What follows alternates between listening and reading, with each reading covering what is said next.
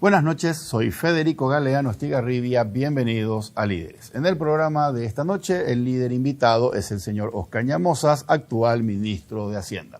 Con él vamos a conversar acerca del Tesoro Nacional, de la caja, de las proyecciones de ingresos tributarios versus las proyecciones de gastos. ¿Cuál será el déficit fiscal 2021 y cómo vamos a financiar ese déficit fiscal? También vamos a hablar acerca de los planes de reactivación y rebote económico. Como siempre, empezamos el programa agradeciendo a las empresas auspiciantes, Banco GNB, caminamos juntos desde 1920, Split Tokyo, el aire superior, con el pacto de confianza de NGO, y Coexma SRL, creando ambientes corporativos desde 1998. Luego de la presentación del programa y de nuestros auspiciantes, conversamos con el ministro Oscar Ñamozas, aquí en Líderes desde los estudios de ABC TV.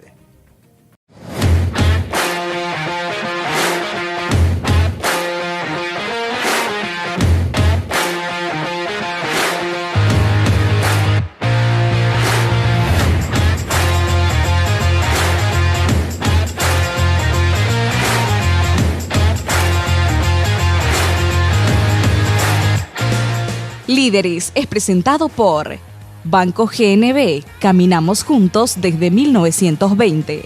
Split Tokyo, el aire superior, con el pacto de confianza NGO. Coexma SRL, creando ambientes corporativos desde 1998. Todo empieza con un paso, o con una simple idea que imagina el futuro, o con un saludo que transmite confianza. Y por eso, hoy iniciamos nuestro camino para convertirnos en el mejor banco del Paraguay, porque somos herederos de una gran historia, con raíces sólidas, que siguen creciendo gracias al compromiso de seguir caminando juntos, paso a paso. Banco GNB, caminamos juntos desde 1920.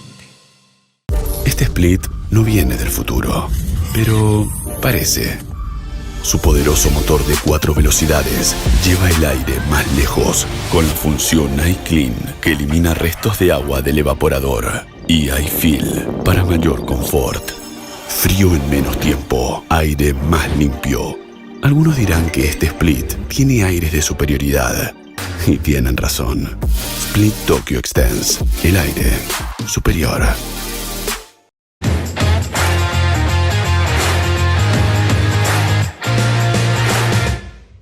Ya estamos en compañía del ministro de Hacienda, señor Oscar Ñamozas. Ministro, buenas noches. Gracias por acompañarnos en Líderes. Muy buenas noches, Federico. Muchas gracias por la invitación. Un gusto estar en tu programa y aprovecho también para dar un saludo especial a toda la audiencia. Gracias, ministro. Ministro, usted, además de ministro de Hacienda y jefe del Tesoro Nacional, es jefe del equipo económico nacional. Por lo tanto, me gustaría que podamos hablar de ambos temas. Por un lado, de las perspectivas de rebote económico y los planes para que se cumpla ese rebote. Y por otro lado, todo lo que tenga que ver con Hacienda, ingresos versus egresos, déficit fiscal. Ministro, primera pregunta. ¿Ya existen cifras de crecimiento de la economía primer trimestre o primer cuatrimestre de 2021 versus 2020? Bueno, aún no tenemos cifras oficiales del Banco Central con relación al comportamiento de la actividad económica durante este primer trimestre. Sí, hace unos días el Banco Central actualizó los datos del Producto Interno Bruto para este año y ahí es importante mencionar que en esa actualización ellos confirman que este año va a haber un crecimiento económico positivo en torno al 3,5%. Por otro lado, sí el Banco Central publica indicadores adelantados que nos dan una idea de cómo sería el comportamiento, cómo ha sido el comportamiento de la economía de manera mensual. Uno de ellos es el IMAEP, el Índice Mensual de Actividad Económica. En base a las publicaciones ya realizadas con relación a los meses de enero y febrero, obviamente se observa una retracción en esos indicadores. También se espera algo similar para el mes de marzo y ahí es importante tener en cuenta que cuando nos comparamos con el año 2020, obviamente estamos hablando de meses donde hubo una dinámica económica importante. Primer bimestre de 2020. Exacto, y que también fueron meses sin pandemia, ¿verdad? Entonces, obviamente está dentro de lo esperado, pero sí para los próximos trimestres las perspectivas económicas son positivas y la expectativa es que se cumplan los datos o las proyecciones mencionadas por el Banco Central, obviamente aún en un contexto de incertidumbre, por lo cual hay que ser también bastante cuidadoso y cauto. Okay. Quiere decir que este año sería inverso al año anterior. El año anterior crecimos primer trimestre respecto a primer trimestre de 2019 y después decrecimos lo siguiente. Y esto sería inverso. Así mismo. Esto sería una comparación negativa o de retracción primer trimestre de 2021 versus 2020 y los restantes trimestres sería de crecimiento. Así mismo, esa es la expectativa. Como te decía, igual hay que ser cautos dada la incertidumbre que aún existe con consecuencia de la pandemia y sus efectos. Correcto. Recaudación tributaria. Primer trimestre o primer cuatrimestre de 2021 en comparación con 2020, con ingresos aduaneros y sin ingresos aduaneros. ¿Cómo hemos cerrado, ministro? Bueno, el primer trimestre, si observamos en su conjunto, la recaudación tributaria fueron meses positivos.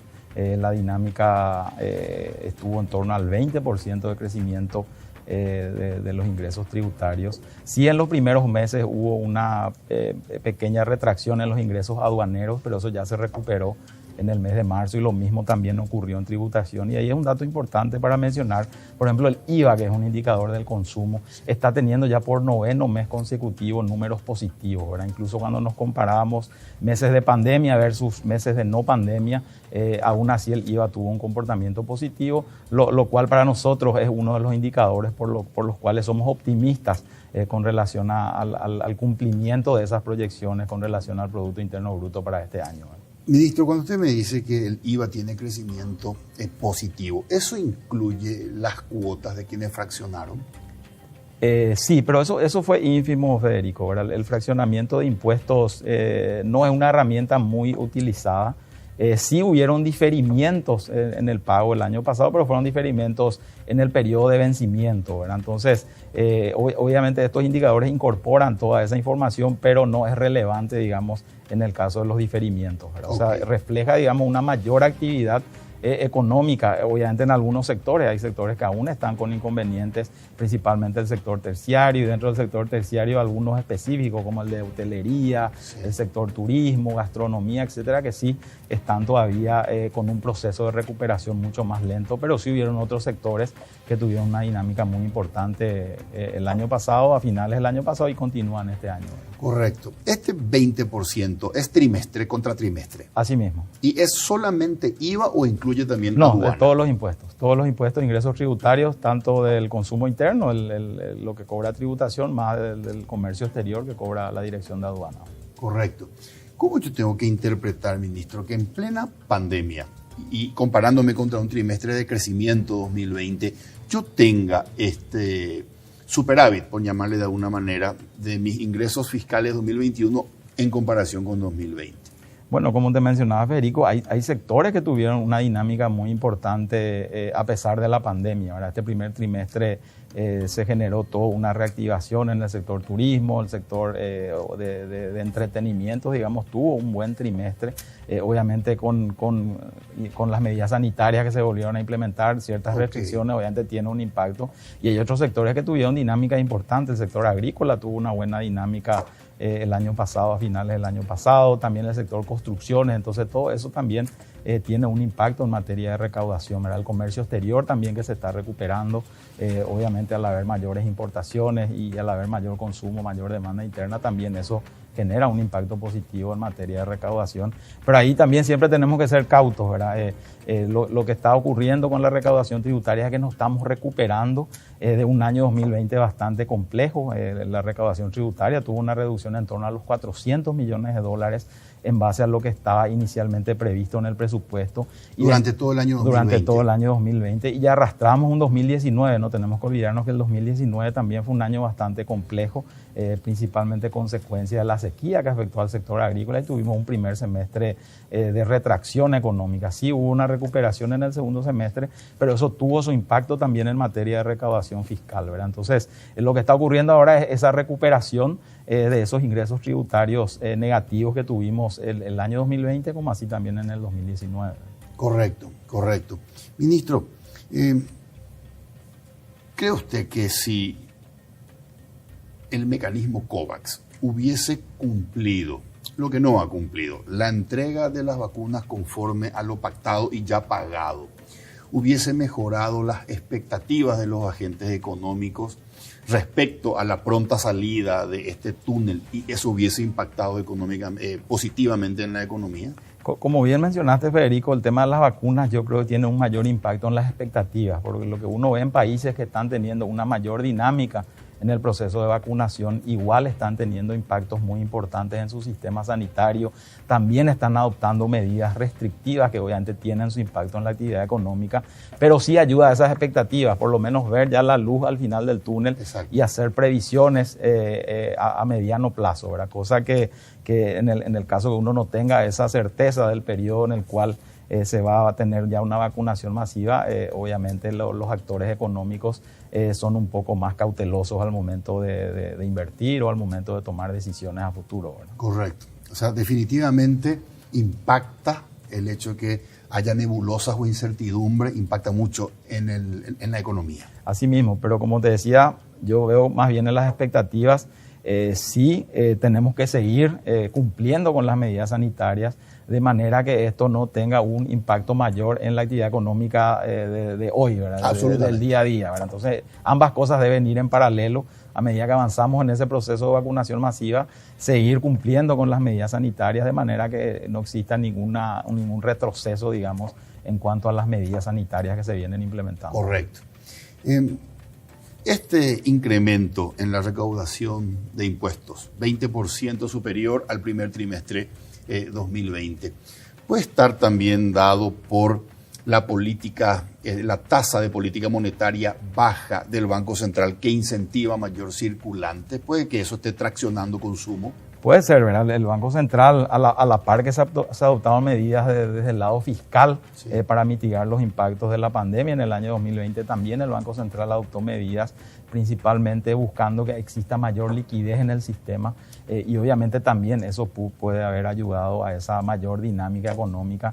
También las ayudas que dio el gobierno apuntaban en ese sentido, tratar de asegurar los ingresos mínimos de los trabajadores. Ahí tenemos programas de transferencias económicas directas, el programa PPO, que fue un programa que se implementó consecuencia de la pandemia y que llegó a casi 7 de cada 10 trabajadores informales durante el año pasado. También los subsidios a los trabajadores formales a través del IPS. Entonces, todos estos programas que implementó el gobierno ayudaron también a mantener de cierta manera el ingreso mínimo de las personas y obviamente eso se traduce también en un consumo, ¿verdad? Ok. ¿Puede tener eso su lado negativo o peligroso en términos de incentivar un incremento en la tasa de inflación? Sí, nosotros vemos de que existe cierta presión inflacionaria, pero en base a las últimas revisiones que hizo el Banco Central, ellos se mantienen en su proyección de inflación en torno al 3,8% para este año. 3,8%, como así también del 4% para el año que viene, que está dentro de la meta de inflación del Banco Central. O sea, existe esa mayor liquidez en el sistema, pero obviamente la presión está controlada, digamos, por el Banco Central. Ok, claro, que este porcentaje de inflación, de previsión para el año, es un promedio de varios rubros o categorías. Así mismo, una canasta de bienes que finalmente resultan en este promedio. Lo preocupante sería que el promedio sea 4%, pero que en alimentos, por ejemplo, estemos por 6, 7%. Así mismo, hay que analizar la composición, como bien decís, ¿verdad? Pero, exactamente. Ministro, recién usted mencionó la batería de incentivos que desde el gobierno se puso cuando empezó la pandemia. Por ejemplo, los planes PTO y otros incentivos más.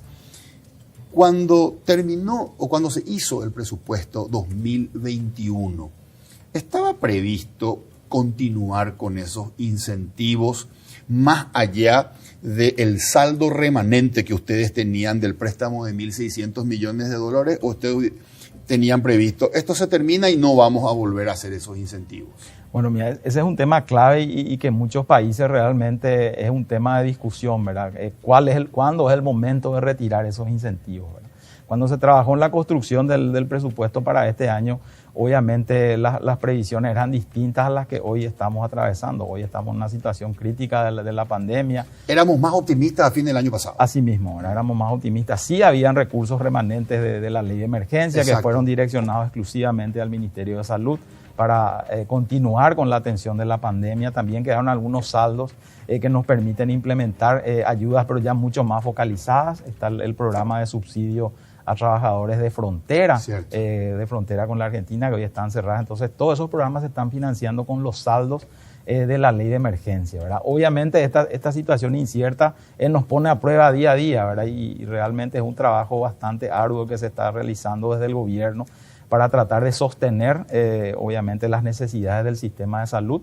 Lo que sí nosotros incorporamos dentro del presupuesto son herramientas que le permitan al fisco poder redireccionar recursos de manera a priorizar, obviamente, la atención de la pandemia y la atención a los sectores más vulnerables. Y ese es el trabajo que hoy estamos haciendo, buscando alternativas de redireccionamiento de recursos para, como te decía, sostener el nivel de gastos que está realizando el Ministerio de Salud. Correcto. Como así también financiar estos programas sociales que hoy están en Ahora, marcha. Éramos más optimistas terminando el año 2020, este año 2021 la cosa se complicó un poco en términos sanitarios. Entonces yo tengo que, como usted dice, redireccionar recursos. La pregunta que le quiero hacer es, si yo me doy cuenta que necesito fondos para trabajadores y comerciantes en zona de frontera, necesito recursos para salud, necesito recursos porque se me incrementó la cantidad de trabajadores formales en situación de suspendidos. Entonces necesito que el IPS siga dándole el subsidio. Y voy a redireccionar recursos para cubrir eso. ¿Cuántos millones de dólares me faltan porque no me alcanza con los recursos redireccionados y con los saldos 2020? ¿Cuánto me quedó en rojo? Sí, mira, justamente ahora estamos haciendo ese trabajo, estamos liderando un proyecto de ley que queremos presentar en los próximos días al Congreso Nacional, que nos van a dar justamente todas estas herramientas y autorizaciones para continuar con varias de esas ayudas que mencionaste, ¿verdad? Hay una necesidad de mayores fondos para el IPS, ahí estamos hablando de recursos adicionales en torno a los 30 a 50 millones de dólares. Mucho va a depender, obviamente, de cómo evoluciona la coyuntura sanitaria y de las medidas que se vayan adoptando. También hay una necesidad de mayores recursos para el FOGAPI, que fue una herramienta que realmente permitió que el año pasado más de 22.000 empresas que generalmente no accedían a créditos lo pudieran hacer gracias a esta garantía que otorga el Estado a través del FOGAPI, y estuvo dirigido principalmente a pequeñas y medianas empresas. Ahí también se ve una necesidad de mayores recursos. ¿Cuántos, ministro? Y ahí estamos hablando entre 30 y 50 también, ¿verdad? Lo que sí ahora estamos discutiendo ahí es la necesidad de establecer otros mecanismos adicionales que permitan un acceso mucho más rápido al crédito a estas pequeñas y medianas empresas, que fue uno de los cuestionamientos que nos llegan de estas organizaciones, ¿verdad? Que el proceso es bastante lento, que muchos de sus pedidos fueron rechazados. Obviamente es un sector muy riesgoso dada la coyuntura actual, ¿verdad? Entonces muchos bancos no quieren tomar ese riesgo. Entonces estamos trabajando en algún tipo de mecanismo a través de la banca pública que permita llegar con financiamiento, por lo menos de capital operativo, que le permita a estas empresas poder superar esta coyuntura adversa y obviamente seguir fortaleciendo también el FOGAPI, ¿verdad? Eso es algo que estamos trabajando también en esta ley que te comentaba. Okay. Por otro lado, en cuanto a las ayudas a las empresas, el foco que nosotros estamos poniendo ahora es en alivianarle los costos, ¿verdad? En ese sentido, se han adoptado medidas desde el ámbito tributario, se ha reducido el IVA el IVA general para estos sectores que te mencionaba en un 50%. Hotelería, eventos, gastronomía, turismo. Exacto. ¿Hasta cuándo? Eso va hasta octubre de este año. Obviamente eso se va revisando, como ya se hizo en principio, iba hasta abril, después se decidió extender hasta octubre. También está en vigencia de mayo a octubre la reducción del IVA a los alquileres comerciales. Por otro lado, también hay una postergación de pago de enero a junio de los servicios básicos para estos sectores, y en esta ley que te mencionaba estamos trabajando ya apuntando a un subsidio, ¿verdad? Que el Estado le pueda subsidiar el 50% del consumo de energía eléctrica y de agua para estos sectores, y el otro 50% también que se pueda postergar y ser pagado en 24 meses sin intereses, etcétera. Perdón, ministro, sí. Sobre el punto. Algunos sectores, no todo el mundo puede acogerse a este subsidio en cuanto a el consumo de agua y de ANDE. Asimismo, nosotros hemos habilitado a través del Ministerio de Industria y Comercio un portal a través del cual se registran las empresas.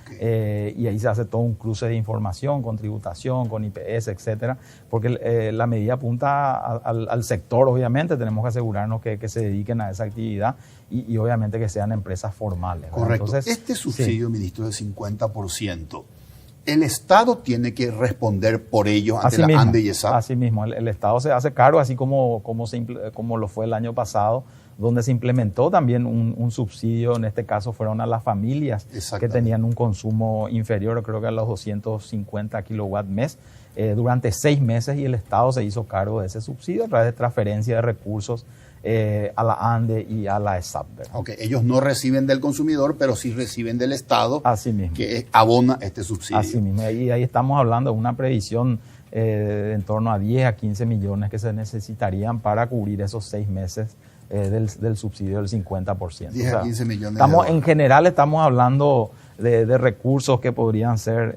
destinados a estos programas específicos, a la continuidad de algunos de ellos, en torno a los 100 a 120 millones de dólares. Justamente estamos en esa tarea de afinar los números. Y ahí también es importante, Federico, mencionar que nosotros estamos agotando esa instancia del redireccionamiento, ¿verdad?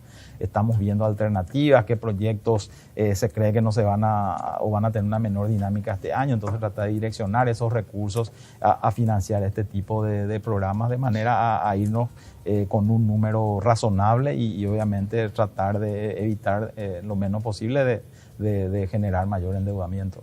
Ok, pero obligatoriamente, aunque no el 100%, pero un porcentaje de este presupuesto de planes de emergencia va a tener que costearse con endeudamiento. Y eso todavía no estamos cerrando, ¿verdad? Que como te digo, hay distintas alternativas que estamos viendo y la primera norma, digamos, es no irnos a un endeudamiento adicional, ¿verdad? Correcto. Este presupuesto o esta necesidad de ampliar fondos del IPS entre 30 y 50 millones de dólares, ¿prevé ya hasta diciembre? Así mismo, ¿verdad? Hoy el IPS cuenta con los fondos que fueron otorgados el año pasado en el marco de la emergencia, 100 millones de dólares. Ellos estiman que esos recursos podrían llegar hasta el mes de junio y las previsiones para llegar hasta el cierre del año justamente están en torno a esos números. Correcto, correcto. Ministro, independientemente de lo que es plan de emergencia, ¿cuáles son los pilares del plan de reactivación? Aquel plan llamado Ñapu a Paraguay. ¿Sobre qué pilares nos apoyamos para reactivar y recobrar dinamismo económico niveles 2018? Bueno, este plan, como bien mencionaste, el plan Ñapuá, que fue lanzado a mediados del año pasado por el equipo económico, tenía 3 pilares, ¿verdad? Okay. Por un lado, la protección social, o sea, continuar con los programas de ayuda, como te estaba mencionando, principalmente focalizado a los sectores que aún están con inconvenientes de reincorporarse de manera plena a la actividad económica. Por otro lado, un pilar de financiamiento, como te decía, seguir apostando al FOGAPI, seguir apostando a la banca pública. El BNF el año pasado fue una de las entidades financieras que más préstamos otorgó a través de la herramienta del FOGAPI, y ver otras alternativas, como te mencionaba, de manera a poner a disposición de los sectores de recursos, no solo para la reactivación, sino también para el capital operativo y poder superar esta coyuntura bastante compleja. Y el tercer pilar, la inversión pública. La inversión pública sigue siendo un pilar muy importante.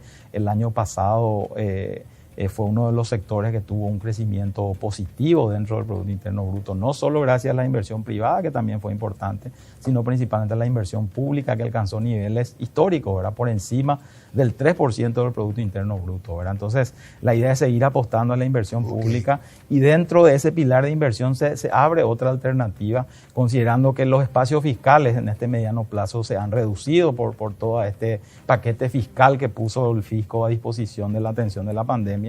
Entonces se piensa avanzar con una agenda bastante ambiciosa de las APP, ¿verdad? Poner a disposición del sector privado una serie de proyectos, de manera que el sector privado tenga una participación mucho más activa en la obra pública, y obviamente ese menor espacio fiscal que necesariamente nos va a obligar a reducir las modalidades tradicionales de inversión del Estado a través de préstamos, a través de deuda, se compensen con la inversión privada. Entonces, eso forma parte de este eje. Y también hay un eje transversal que es el de reformas, ¿verdad? Nosotros creemos muy importante avanzar con las reformas en esta etapa de pospandemia. Reformas, por un lado, que apuntan justamente a sostener las finanzas públicas. Hemos presentado el año pasado una ley de fortalecimiento fiscal, donde básicamente asumimos compromisos en torno a la vuelta a los niveles de la regla fiscal en el mediano plazo, como así también medidas que permitan asegurar esa solidez que tiene nuestra economía, ¿verdad? Seguir manteniendo esas bases sólidas de nuestra macroeconomía. Por otro lado, reformas que apuntan a mejorar el gasto público, ¿verdad? Buscarlo hacerlo mucho más eficiente y justamente también generar esos espacios fiscales que van a ser necesarios para continuar atendiendo las distintas necesidades del Estado. Ahí hablamos de compras públicas, hablamos de servicio civil y también las del ambiente de negocios, ¿verdad? Que como te decía son muy importantes también para generar ese atractivo, no solo de la inversión local, sino también de la inversión extranjera. Entonces, todo esto junto nosotros creemos que puede ayudar a este proceso de recuperación económica, ¿verdad? Quiero hacer algunas preguntas más específicas sobre esos planes de reforma, porque son varios, es como una batería de proyectos de leyes. Pero antes, ministro, quiero preguntarle lo siguiente. ¿Cuál es la inversión para inversión en bienes de capital o inversiones en obras en miles de millones de dólares ideal 2021, 2022 y 2023? Promedio por año. ¿Cuál es el ideal para mantener, como usted recién mencionó, el año pasado hubo un crecimiento positivo en el sector de obras, tanto privados como obras públicas? Si yo quiero mantener a la economía creciendo en ese sector de construcciones, a través de esta modalidad APP, porque tenemos poco margen ahora fiscal para seguir invirtiendo allí, en miles de millones de dólares, ¿de cuánto estamos hablando? Nosotros hemos identificado unos 6 proyectos que consideramos que pueden ser de interés del sector privado y obviamente que pueden acogerse a esta herramienta que son las APP, y estamos hablando ahí de proyectos en torno a los 700 millones de dólares. Obviamente estos proyectos tienen su periodo de maduración y obviamente la ejecución también se va a dar. ¿Eso es año?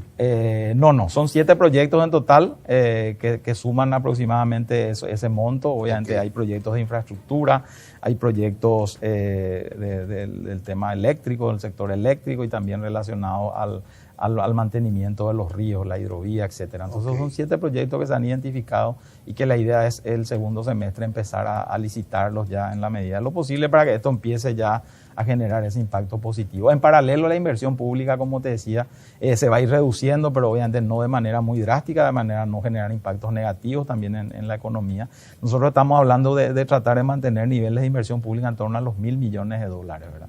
Independientemente de los planes de asociación público-privada. Exacto, por lo menos en este mediano plazo. $1.000 millones año. Así mismo. El año pasado hubo récord en inversión. Récord, ¿De cuánto, sí. ministro? Y creo que tuvo en torno a $1.2 billones aproximadamente, ¿verdad? Entonces, correcto. Este año es un poco menor, pero siempre en un nivel bastante alto y en esa convergencia fiscal se va a ir reduciendo levemente, pero en la medida también que la obra pública financiada por el sector privado también vaya compensando esa disminución, como te decía, de manera a no generar impactos negativos en la economía, ¿verdad? Correcto. Acá es importante entender, Federico, que el sector privado es el que finalmente genera mayor crecimiento económico. El sector público ayuda, acompaña, genera los incentivos, genera las expectativas, pero finalmente la inversión privada yo creo que va a ser clave. Hay varios proyectos que están en carpeta que creo que van a ser muy importantes en este proceso de post-pandemia. Estamos hablando de proyectos de inversiones históricos también en Concepción, de una planta celulosa que ya está por cerrarse en torno a los $3.000 millones. Hay otras también creo que en Ipané que ya están empezando a operar también. Entonces, finalmente esa inversión privada en el sector privado es la que nos va a ayudar también a asegurar esos niveles de crecimiento y que sean obviamente sostenibles a largo plazo, ¿verdad? Correcto. Ministro, ayer el Ministerio de Hacienda quitó un comunicado respecto a déficit fiscal primer trimestre o primer cuatrimestre de 2021. Sí, nosotros mensualmente publicamos las estadísticas de las finanzas públicas y en ese sentido ayer se publicaron los datos al mes de abril. Al mes de abril, exactamente. Y estamos hablando de cuál fue el déficit fiscal como porcentaje de la economía, 0,5. Fue 0,5 y ese déficit está explicado exclusivamente por la inversión pública. Como vos sabés, básicamente el déficit es ingresos menos gastos y esa diferencia, ese déficit, en Paraguay se financia con inversión, con endeudamiento, ¿verdad? Entonces, eso le quería preguntar, básicamente ese diferencial. ¿Es ingresos menos presupuesto o ingresos menos gasto? No, menos gasto ejecutado, Ahí lo que se tiene es una combinación de una disminución de los gastos, y ahí claramente se observa ya el impacto del retiro de algunos programas implementados el año pasado en la pandemia. Recordarán que en el mes de abril del año pasado se había pagado el programa Pipibó, un programa que llegó a más de 1.700.000 personas en ese primer pago, y obviamente hoy ese programa es mucho más reducido, está focalizado en 20.000 o 25.000 personas. Entonces uno ya ve en esos números por el lado del gasto una reducción del gasto total, consecuencia ya de la disminución gradual de ese tipo de ayudas. Por otro lado, si uno analiza solamente el componente salarial, hay un leve crecimiento, pero eso está explicado exclusivamente por la contratación de mayor personal para el sistema de salud. El Ministerio de Salud contrató más de 10.000 personas que están trabajando en todos los hospitales de contingencia y reforzando todo el sistema sanitario. Entonces uno ve también ese crecimiento en el componente salarial, pero está exclusivamente explicado por ese mayor gasto en personal de blanco, ¿verdad? Y también se ve esa dinámica que te mencionaba en torno a los ingresos, ¿verdad? Entonces finalmente el déficit está explicado exclusivamente por la inversión pública, que es financiada por endeudamiento, ¿verdad? Y claro, y además estos programas de protección social, que requirieron de mucha inversión en este primer cuatrimestre del año.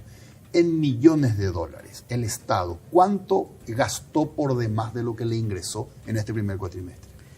Bueno, si estamos hablando de 0,5, porque finalmente nosotros tuvimos un resultado positivo, un déficit operativo positivo, quiere decir que los ingresos superaron a los gastos. El déficit, como te decía, es una cuestión contable que se explica exclusivamente por el financiamiento de la obra pública a través de endeudamiento, ¿verdad? Entonces estamos hablando de ese 0,5%, unos 200, no, el PIB está en torno a los 40 millones de dólares.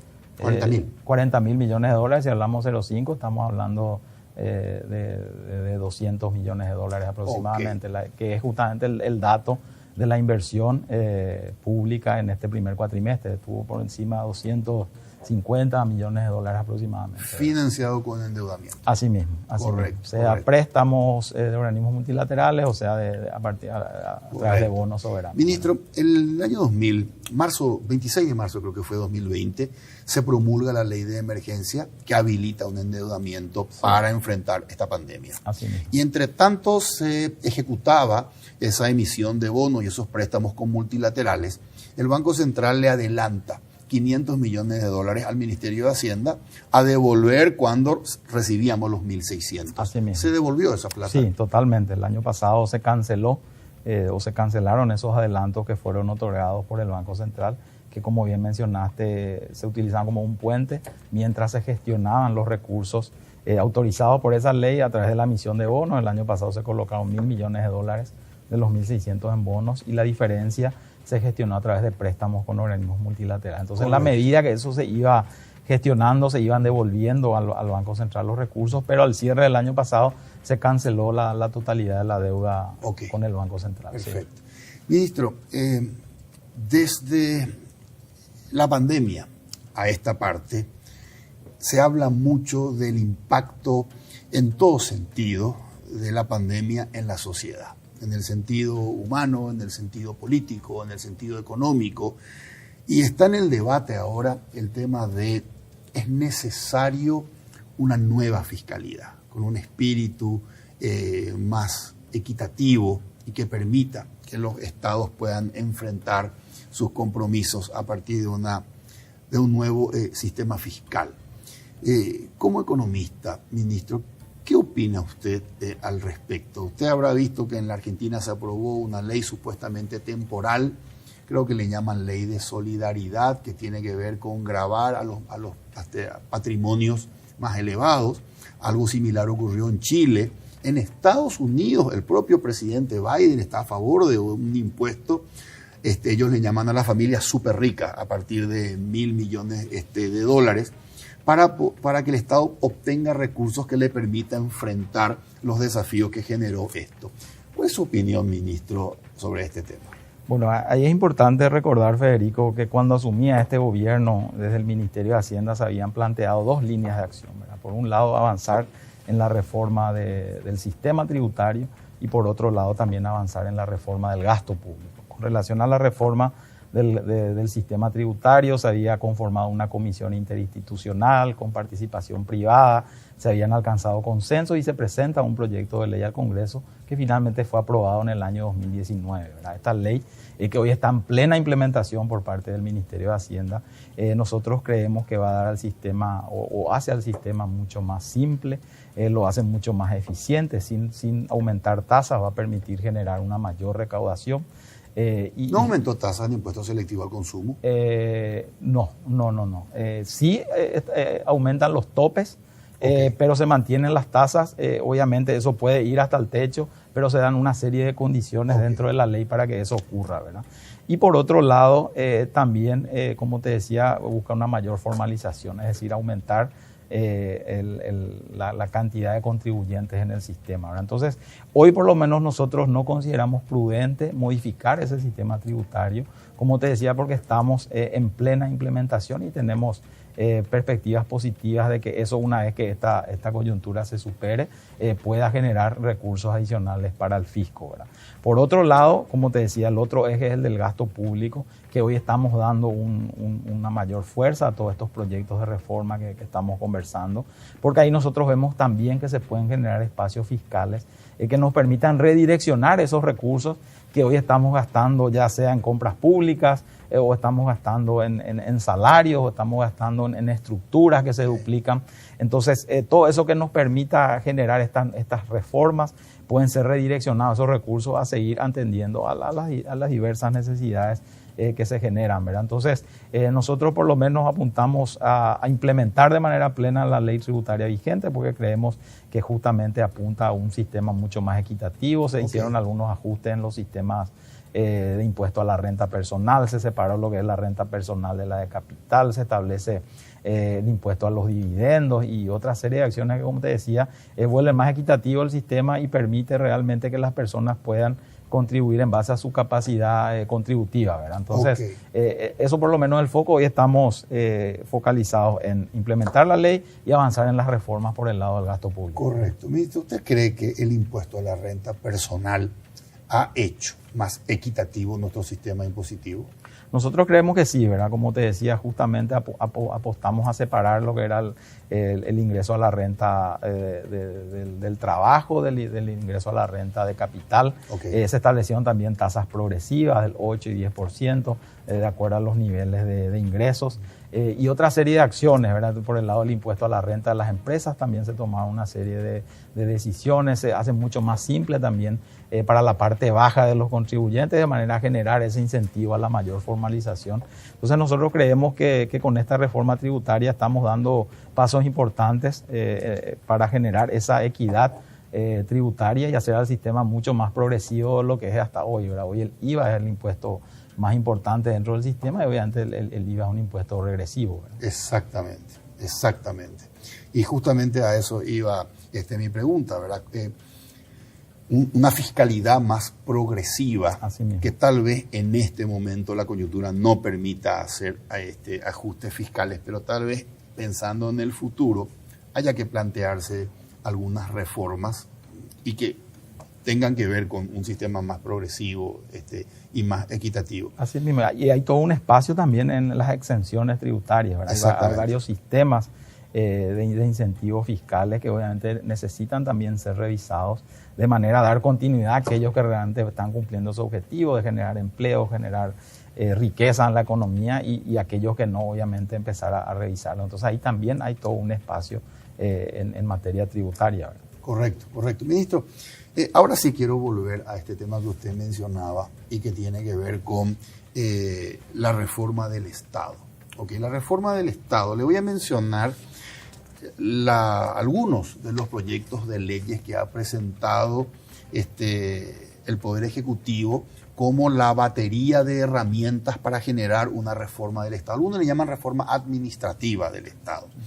Reforma del servicio civil, reforma de compras públicas, ley de administración de pasivos, ley de responsabilidad fiscal 2.0, reforma de la estructura del Estado, creación de la Superintendencia de Jubilaciones y Pensiones, bueno, y hay como cuatro más. La primera de ellas, recuerdo que el señor Alberto Acosta Garbarino, presidente de Desarrollo en Democracia y del Banco Familiar, decía, la madre de todas las batallas, le llamaba a esta ley de reforma del servicio civil. ¿En qué estado está en este momento? Bueno, el año pasado el Ejecutivo terminó la revisión de la nueva propuesta de ley, lo presentó de manera formal ante una comisión de reforma que se había instaurado dentro del Congreso. En esa comisión se generaron debates, audiencias públicas. Perdón que le interrumpa, ministro. Esto, antes de presentar a la comisión en el Parlamento, ¿fue socializado con los gremios de los funcionarios públicos? Sí, hubo todo un trabajo y mesas que se instalaron al respecto, ¿verdad? Obviamente hubo un trabajo de escritorio tratando de incorporar la experiencia que ya tenemos con esta ley, que tiene más de 20 años, también las mejores prácticas a nivel internacional. Okay. Hubieron expertos internacionales que nos ayudaron a la elaboración de esta ley. Obviamente después se puso a conocimiento de distintos sindicatos. ¿Y cuál fue la reacción? Y obviamente hay puntos donde no hay consenso, ¿verdad? Entonces lo que se acordó es enviar la ley a esta comisión, okay, y que sea en esa discusión que se dé finalmente, okay, el debate sobre esos puntos. Nosotros creemos que hay entre un 80-90% de consenso. Hay temas centrales con relación a los sindicatos, el tema de la antigüedad y otro tipo de cuestiones. ¿Cuánto que está en el Congreso esta ley? Y mira, si mal no recuerdo, Federico, eso está en septiembre. Como te decía, obviamente está en una comisión. Lo que nosotros vamos a hacer ahora es, en base a esas reuniones que se tuvieron en ese contexto, hacer los ajustes que nosotros consideramos pertinentes y también ya en los próximos días poder presentarlo ya ante el Senado de manera que inicie ya su proceso de tratamiento legislativo, ¿verdad? Correcto. ¿Cuáles son los 2 o 3 puntos principales donde se genera una mejora en cuanto al servicio civil? Uno, por ejemplo, es la antigüedad. Sí, ahí lo que se hace, Federico, es ampliar el periodo de estabilidad, ¿verdad? Hoy la ley establece 2 años de estabilidad. Nosotros duplicamos eso. ¿Por qué no nos vamos a los 10 años que está en el Código Laboral? Porque lo que uno busca es generar la carrera del servicio civil. Entonces, si uno pone límites muy altos, puede ocurrir que con cualquier cambio de gobierno se dé un cambio masivo del funcionario público y generalmente se rompe esa carrera y la profesionalización que uno busca dentro del servicio civil. Pero principalmente yo creo que los puntos centrales de esta ley, por un lado, son el reordenamiento jurídico, ¿verdad? Okay, perdón, ministro, antes de pasar a eso. Sí. Hoy, antes de que esta ley sea aprobada, el funcionario público cumple 2 años y ya tiene estabilidad. Así mismo. Y lo que ustedes están proponiendo es que a partir de 4 años yo adquiera la estabilidad. La estabilidad, okay, pero eso no implica que se puedan hacer durante la permanencia en la función pública evaluaciones periódicas y que el resultado de esa evaluación también pueda tener como consecuencia la salida del funcionario público de la carrera, obviamente si incumple con cuestiones relacionadas al cumplimiento de sus funciones o no está apto para ejercer la función pública, obviamente. Correcto. Ese funcionario tiene que salir, ¿verdad? Ok. ¿Qué otro cambio propone esto? Por ejemplo, creo que en esta ley se hablaba que en la medida que se van jubilando, por cada 2 jubilados solo puede ingresar 1 nuevo. En realidad hay una regla del 3 por 1, ¿verdad? Que cada 3 que vayan saliendo pueda ingresar 1. Pero como te decía, Federico, yo creo que hay un tema central que es la cuestión jurídica. Hoy la ley vigente no rige para todos los organismos y entidades del Estado. Muchas de ellas, a través de acciones de inconstitucionalidad, se han exceptuado del cumplimiento de la ley vigente. Otras, a través de las leyes de presupuesto, han hecho lo mismo. Entonces, finalmente, hoy existen entidades que no se rigen por los principios de la ley de función pública. Es decir, uno encuentra hoy una heterogeneidad de salarios que son pagados a funcionarios públicos. Inclusive hay igualdad de funciones. El acceso a la función pública también se realiza de manera muy desordenada. Algunos cumplen con los concursos, otros no. Y también esa carrera que uno busca dentro de la administración pública. Entonces ese es el principal punto que queremos atacar con esta ley, generar una ley que rija para todos los organismos y entidades del Estado, okay, y todos cumplan esos principios de la meritocracia, todos cumplan esos principios de la carrera del servicio civil, donde se establece una matriz salarial igual para todos, donde cada nivel dentro de esa matriz esté acorde a mis funciones, a mis responsabilidades, a mi experiencia, a mi currículum, etcétera, y como te decía, sea homogéneo para todos los funcionarios. Correcto. Públicos. Exista una previsibilidad del funcionario público, de lo que le puede esperar con el correr de los años. Perfecto. Ministro, este proyecto de ley del nuevo servicio civil incluye que el Ministerio del Funcionariado Público pasa a ser una subsecretaría dependiente del Ministerio de Hacienda. Sí, lo que se plantea en esta ley, y creemos que fue uno de los motivos por los cuales no ha tenido mucha fuerza esta ley, es por la institucionalidad, ¿verdad? Nosotros tomamos la experiencia de la ley de compras públicas, que en un principio estuvo dentro del Ministerio de Hacienda, se generó esa capacidad dentro de esa entidad y finalmente pudo ser una entidad autónoma e independiente, ¿verdad? Entonces, nosotros creemos o tomamos esa misma experiencia y queremos tenerla bajo el manto del Ministerio de Hacienda en una primera instancia, para obviamente generar esa institucionalidad, esa capacidad, para después evaluar la posibilidad de que pueda ser una organización independiente. Pero lo bueno de la ley, Federico, es que establece criterios generales, ¿verdad? Independientemente a que sea el Ministerio de Hacienda, o sea, otra entidad la que administre el sistema, hay criterios generales que tienen que ser cumplidos por todos los organismos y entidades del Estado, independientemente al poder del Estado en el cual estén, ¿verdad? Entonces, yo creo que eso es uno de los temas centrales también, de manera que no se ataque de inconstitucionalidad esta ley, porque es lo que ocurrió, ¿verdad? Principalmente las entidades del Poder Judicial la han atacado porque ellos decían que no podía ser una secretaría que le norme a un poder del Estado. Entonces, esta ley establece criterios generales que son de cumplimiento obligatorio para todos, y después ya cuestiones muy específicas que hacen a esta Secretaría de la Función Pública, que su principal objetivo va a ser regular el sistema para las entidades que dependen del Poder Ejecutivo, ¿verdad? Y las que están por fuera de los demás poderes van a tener sus propios órganos de aplicación, pero se van a regir por los criterios generales de la ley, ¿verdad? Cosa que no está ocurriendo en este momento. Cosa que no está ocurriendo hoy, ¿verdad? Poder Judicial y Congreso, por ejemplo. Así mismo. Correcto. Ministro, este proyecto de ley del servicio civil corregiría, o esto tiene que ver totalmente con contratos independientes, algunos, no sé si llamarle abusos o excesos que hoy se ven en el funcionariado público y que tienen que ver con gratificaciones y bonificaciones extrasalariales y que tanto generan disconformidad en la sociedad? Sí, en primer lugar es importante aclarar, Federico, que esta ley rige obviamente desde que está en vigencia y para los que se vayan incorporando a la función pública. Claro. Si yo hoy estoy en la función pública y quiero acceder a la carrera, obviamente tengo que regirme ya por esta nueva ley. Aquellos que no, obviamente van a seguir por su régimen hasta que se jubilen, ¿verdad? Y ahí hay una ventana de oportunidad importante que mencionaste, de que en los próximos 10 años cerca del 25% de los funcionarios públicos van a ir a retiro. Entonces es más que necesario que esta ley esté en vigencia lo antes posible para que los nuevos funcionarios públicos que se incorporen ya se rijan bajo las normas de esta ley, ¿verdad?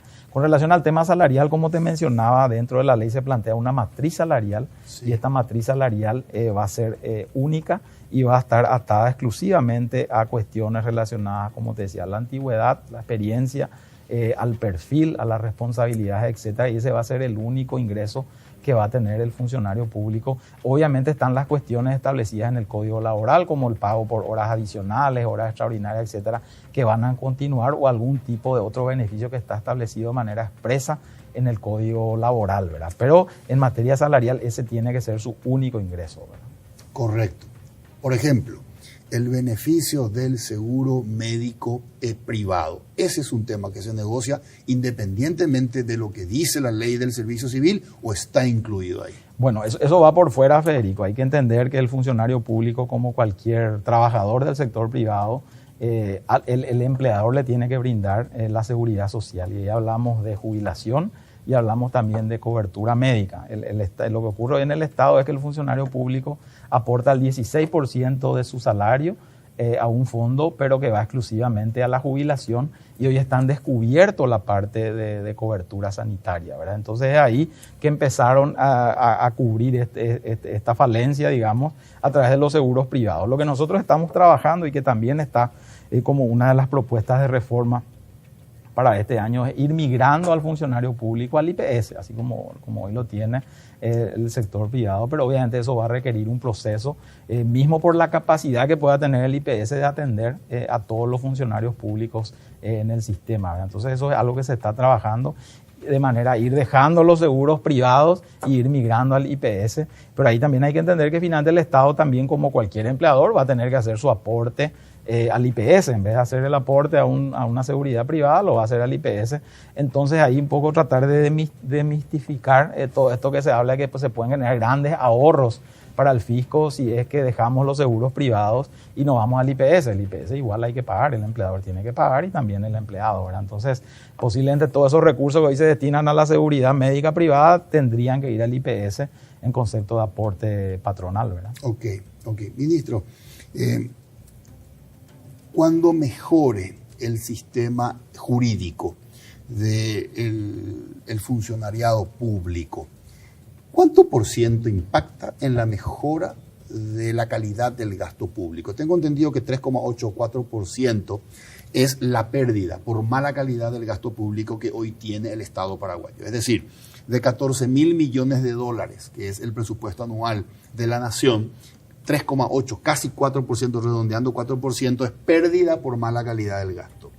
¿Cuánto por ciento de eso estaríamos disminuyendo, esa pérdida, al mejorar nuestra ley del servicio público? Mira, ese es un tema muy complejo de estimar, Federico. Los datos que están mencionando son de un informe del Banco Interamericano de Desarrollo que hacían un ejercicio y estimaban las pérdidas, como bien dijiste, o las mejoras que podrían tener los gobiernos si es que optimizaban por un lado lo relacionado al servicio civil, por otro lado lo relacionado a las compras públicas. Exacto. Y por otro lado también a su sistema de transferencia, que básicamente está lo relacionado a jubilaciones, pensiones, etcétera, ¿verdad?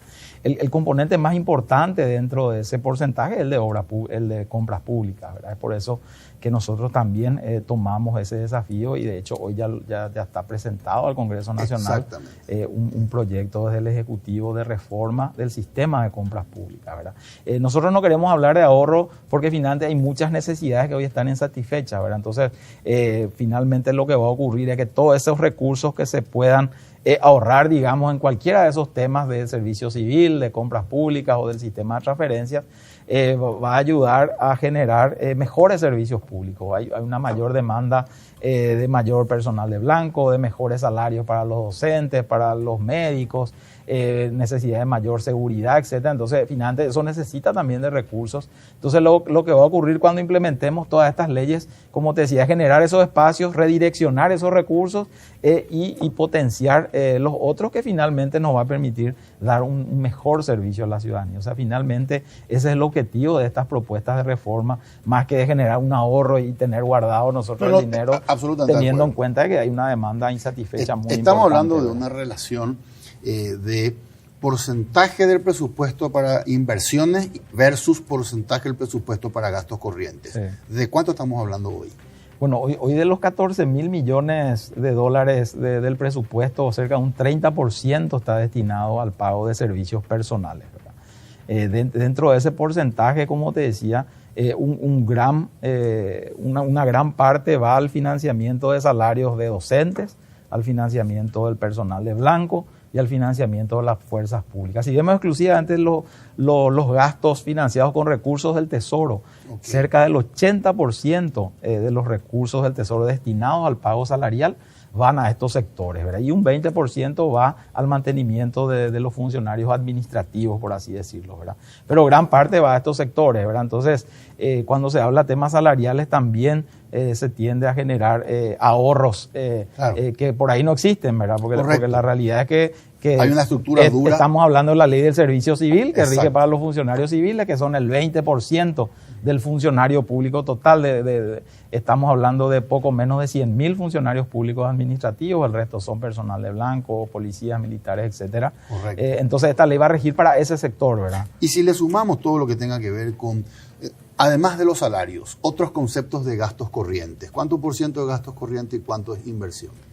Bueno, gastos corrientes, si miramos exclusivamente los recursos financiados a través del Tesoro, prácticamente estamos hablando de 9 de cada 10 guaraníes que va a ese tipo de gasto, ¿verdad? Correcto. Tanto salarial como así también el mantenimiento mínimo de los gastos de las entidades, como así también de los programas sociales. Es importante mencionar que también los programas sociales como adultos mayores, dentro de gastos corrientes, que tiene un costo de cerca de 200 millones de dólares al año, se paga con impuestos. También el déficit de la caja fiscal, que es otro tema también muy importante y que está en nuestra lista de reformas. Tenemos que en algún momento concentrarnos en esos sectores. Hoy la caja fiscal administrada por el Ministerio de Hacienda tiene déficit ya en algunos sectores, correcto, el sector de las fuerzas públicas. Ese déficit se financia con impuestos. Así mismo. También hay déficit en el sector docente. Hoy ese déficit se cubre con el excedente de los sectores administrativos, pero en algún momento tenemos que sentarnos y atender esa situación porque esto es insostenible en el mediano plazo, ¿verdad? Correcto. Yo tengo que hacer una pausa y por favor, a la vuelta dígame cuál es la perspectiva de cotización del dólar para lo que resta del año. Ok.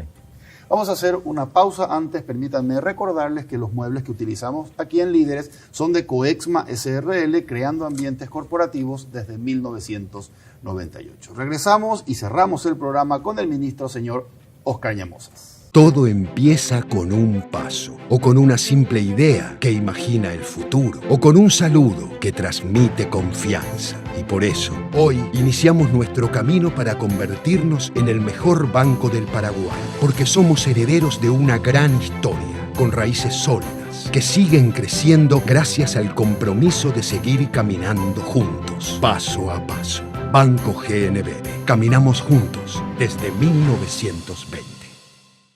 Este split no viene del futuro, pero parece. Su poderoso motor de 4 velocidades lleva el aire más lejos con la función iClean, que elimina restos de agua del evaporador, y iFeel para mayor confort. Frío en menos tiempo, aire más limpio. Algunos dirán que este split tiene aires de superioridad, y tienen razón. Split Tokyo Extends, el aire superior.